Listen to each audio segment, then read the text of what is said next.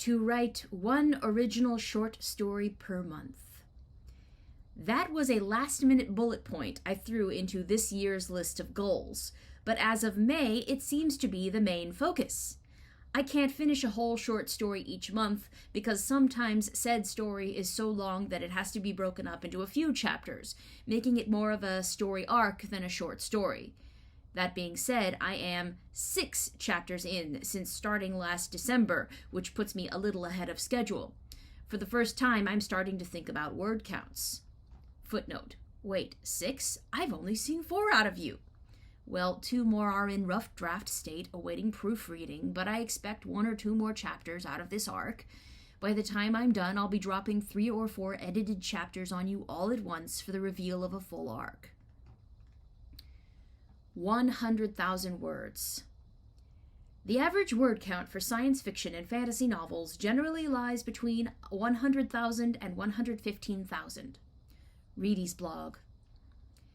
I mean, sure, I just snatched the first result off Google for word count for average fantasy novel, but this is approximately what I've heard all my life. Novels, especially fantasy novels, tend to be between 75 and 100,000 words long. This is a genre meant to hook you fast and sink you deep into another world and keep you there for longer than usual periods of time. It has to be larger than life and so other that you forget where you're sitting. As a reader, it takes me a week or less to bolt one down.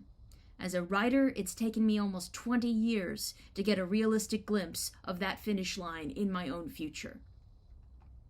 40,000 words. My first try at a novel was a supernatural view of the events in the Holocaust called Abba's Daughter, and it froze on the vine. I remember going to the Mount Hermon Christian Writers Conference at around 12 years old and presenting a few chapters of my tale to various editors and agents for critique. It came back with positive comments and a few requests for a solid book proposal. I cannot tell you why I locked up and never wrote more after that conference. I can speculate. Maybe for the first time I got a glimpse of what pressures awaited me. Maybe I was afraid I wasn't good enough.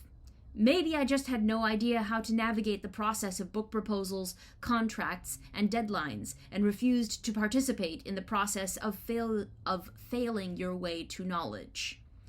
It had to be perfect on my first try, because if it wasn't, then I was a joke, and I'd blown my one and only chance. Maybe it was all that, or maybe it wasn't. Whatever the case, Abba's Daughter exists only as a few files on my computer and a printed collection of disparate chapters on my shelf. The Keep came about in my college days. I was often inspired by the strange, whimsical, sometimes dark artwork that I stumbled across on DeviantArt. I wanted to write about fairies trying to live together in a little community that was threatened by an encroaching darkness. I spent the next 10 years writing and rewriting the first 40,000 words. Every few years I would pick it up again, find some new angle or twist, and try again. Every time it died under my hands at around 40,000 words. I hit a block. I hit something that didn't make sense. I didn't know where to take the story. Characters weren't behaving. I had outlined every step of this story, and it had to be a certain way, but it didn't ever work like it needed to. I have a better understanding of why this story never went anywhere. With all my outlining and rigid understanding of exactly what needed to happen in the story, I poisoned it. I lovingly enfolded the tale in concrete, and when it needed to grow in other directions, it couldn't. In turn, I could not break the concrete and let it do so. The Keep now only exists in disparate files on my computer that are painful to look at or think of.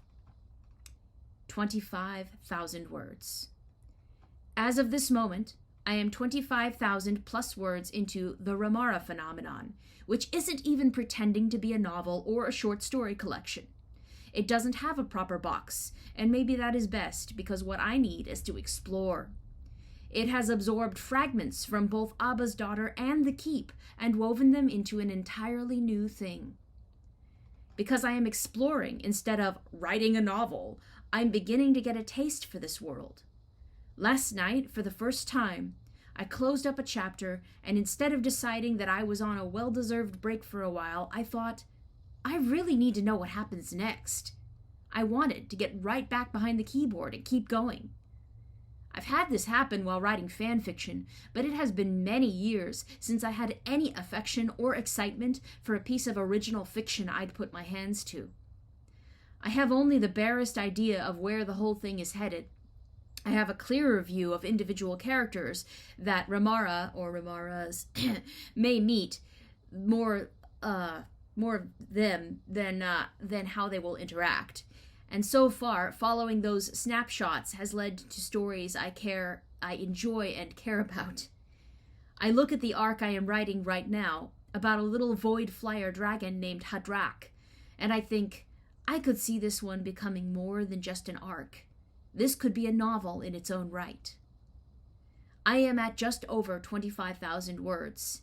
If I could make it past 40,000 words this year and still want to keep going, that would be a marker of real change. That would be the taste of hope.